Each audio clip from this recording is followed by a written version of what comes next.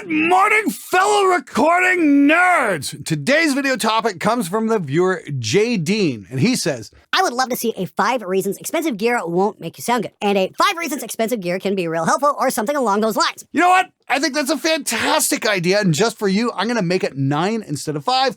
So here we go. Here's 9 reasons expensive gear won't make you sound better.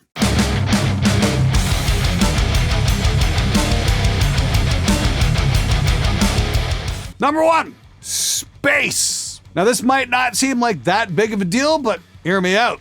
As you progress in your career, you're going to acquire more and more and more and more gear. And that gear needs real estate. No matter what conditions you live in, working with a lot of gear is going to have an impact on the space that you're in. And I don't think your family or your significant others are going to appreciate bumping into a guitar stand on their way over to the fucking couch. And you're sure as hell not gonna like it when they eventually start nagging you about it or kick over a guitar. Not saying that's ever happened in my house. No, not ever. But don't think I'm just pulling this out of my ass. I'm speaking from experience.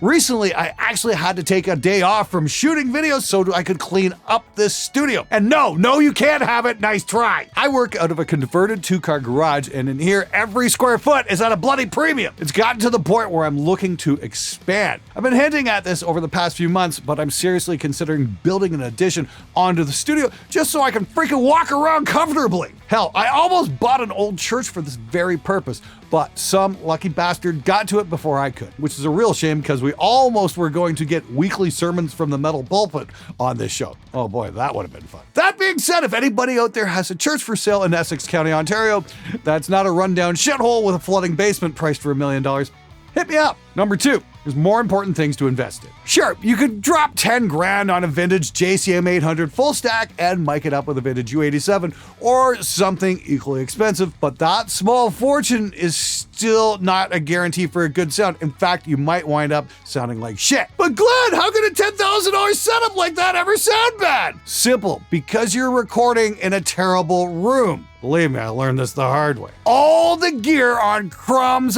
beautiful green earth won't help you make great recordings if your acoustics are as untreated as a poor American sitting in an emergency room. And for all my American friends, yes, that is a joke about your healthcare system, which in and of itself is a complete joke. Enjoy those astronomical bills. Seriously though, before you go dropping your entire life savings on expensive gear, take a serious step back and look at what you actually need. How are your room acoustics? How good are your monitors?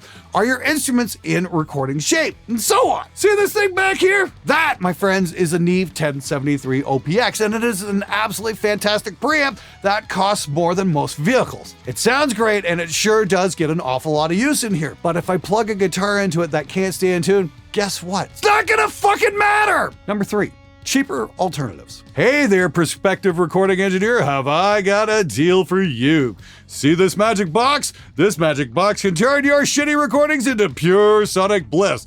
Oh, and the price? Oh, only $4,000. But wait, there's more. Look, we all love vintage gear. There's just no getting around that. It's the stuff of dreams for most of us, the equipment that's been used in the golden era of recording. Who wouldn't want to have it? 1176s, Pultecs, big-ass mixing consoles. That stuff is all great for sure, but to tell you the truth, you don't need it to make great records. Far fucking from it, in fact. But if you're someone who just loves that kind of gear and the kind of sound it's known for, you can still get it without breaking the bank.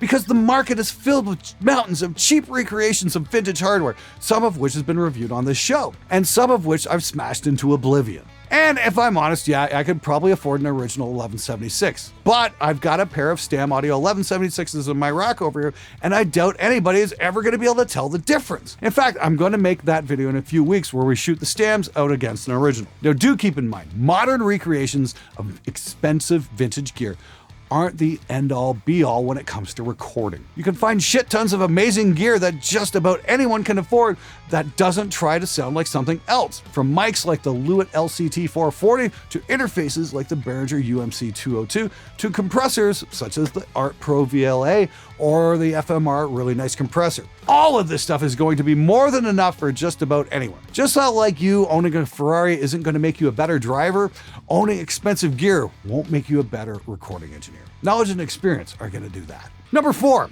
plug-in versions. For better or for worse, digital recording has brought the studio into people's bedrooms, and with that came plugins. And as time went on, plugins have gotten better and better. So much better that at this point, some of them can be almost indistinguishable from the real thing. Now look, I'm not gonna say that these things sound exactly the same, because they don't. But they're close, and they're getting closer. A few months back, I checked out the SSL native plugins, and I gotta say, I have never heard a plugin get that close to a real analog VCA compressor, and at a fraction of the cost of an actual SSL console. Same with amp sims. I absolutely love the STL Lassa Lambert suite, and I would be perfectly happy to put that sound on any record. You want to go buy a real JCM 800 or a Driftwood Purple Nightmare? That's absolutely fine because those amps are incredible. But the $100 amp sim can now get you about 95% of the way there. Now, saying all this, am I going to get rid of all my gear? Hell no! There are many reasons to use analog gear. Workflow, tactile feedback, and of course, the sound. But if plugins are all you can realistically work with, you can bet that you'll get some fantastic results, but only if you follow the next point. Number 5, it's more about your own skills. At the end of the day, it doesn't matter what kind of gear you have or how much money you spent on it. If you can't mic up a drum set, if you can't dial an amp or whatever, then the gear is ultimately useless. See, learning how to record takes a lot of time. Hell, I've been at this for more than 20 years and there is always room to improve. Now, sure, over that time period, I've built up an excellent collection of both expensive and inexpensive gear, but that's because over time I've learned how to use it properly and I know exactly what I'm after. And I'm gonna be 100% honest with you guys. If I could say one thing to my past self, it would be this.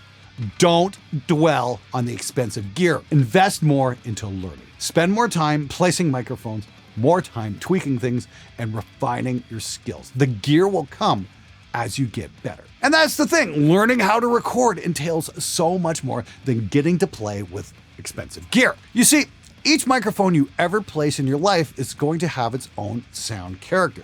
So over time, you're going to figure out exactly which one works on what, and more importantly, which ones don't. The same thing applies to compressors, guitar amps, speakers, and pretty much everything else. So before you drop thousands of dollars into top-of-the-line equipment, maybe drop thousands of hours into learning instead. It's sure not as flashy, but at least you'll have something to show for it other than an empty wallet. Number 6, it's more about your client's skills. You know what they don't tell you in your recording college? That most of your career as an audio engineer is going to be spent teaching people how to play their instruments and not, actually engineering. It's a sad state of affairs when you're looking forward to doing a project and you end up spending more time pulling your hair out. But it's those clients, the guys who come in and nail their parts, the guys who have everything organized before you ever press the record button, that truly make the job worth it. And the best part, they don't whine and bitch when it comes to gear. Way back, I had a client come in with a guitar that was about as functional as Trey Xavier's hairline. The pots were scratchy and the connections were held together by gum and electrical tape, for fuck's sakes. Now, I'd suggested that he grab one of my very functional guitars on the wall, and this idiot had the nerve to say, "I'm either recording with this guitar or I'm not recording at all." Now, back then, I was way less allergic to bullshit, so I swallowed my pride and spent the next several hours fixing up this ranted piece of shit guitar and continued to suffer throughout the entire thing. Let's be crystal clear. It doesn't matter if your clients come in with cheap or expensive gear. What matters is it fucking functional? Because if it is, then it's good enough! What matters way fucking more is how well they can play and how good their writing is. And speaking of writing, number 7. The gear doesn't help songwriting. Yeah, no fucking shit, right? Turns out the most expensive gear in the world won't help make your shitty song any better. Just look at all the modern metal bands playing those $2,000 headless guitars, for example. Oh, and of course, they're all plugged into an Axe Effects. Now, sure, having an expensive piece of gear can certainly help you get into a songwriting mood, and it can help you stay more engaged. However, I'm of the opinion that a truly passionate musician could play and write well on just about any instrument. But hey, don't just listen to me. My good friend and the antithesis of rule number 2, Adam Neely, made a video about this topic called Does Gear Matter? It's definitely worth a watch. Number 8, working within limitations. What do I mean by this? Well, back in the day, we didn't have all the tools that we have today.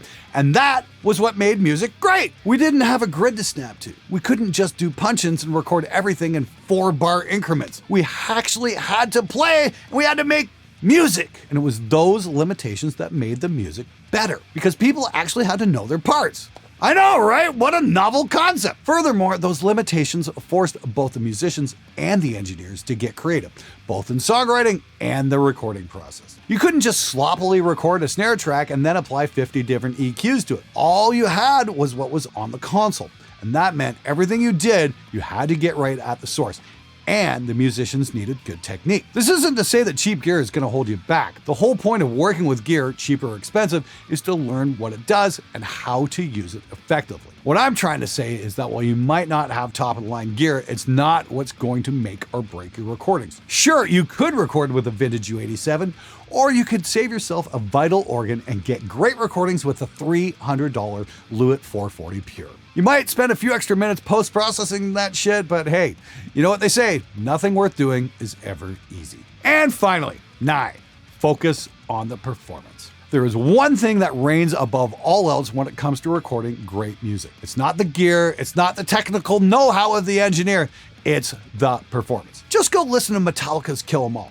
Yeah, that album is old, and by today's standards, it doesn't have the best production. But you know what it does have? Terrific, timeless, and passionate performances. Want further evidence? Clayman 2020.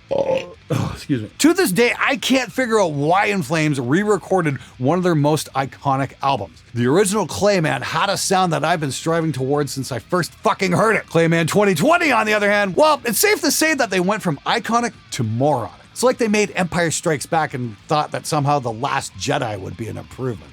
It's sanitized, too polished, too perfect, and sounds nothing like the original. The original that, mind you, wasn't snapped to a grid to make it better. And if you want a non-metal example, check out the Beatles. Those guys recorded everything live off the floor, and they played their asses off, and they gave amazing and inspired performances. Nowadays, some megalomaniac engineer would have John Lennon record one vocal take, auto-tune it, and then call it a fucking day. That might be how we're making music these days, but it's certainly not making good music. It's just making sonic diarrhea. Now, if you're gonna take anything from this video, take away this. The next time you start drooling over a shiny object you think is gonna make you a better engineer, try to remember this. You, as the engineer, should be able to make do with even the most rudimentary tools. You shouldn't be focusing on preamps and EQs, but you should be focusing on pushing the musicians to put some fucking passion into their performances. Because like the Clayman example taught us, a recording can be replicated, but a performance cannot.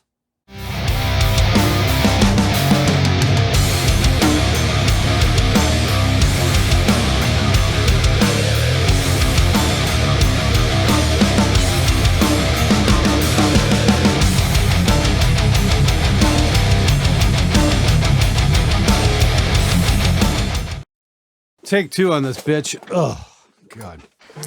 Oh, fuck's sakes. Oh, God, I fucked that up.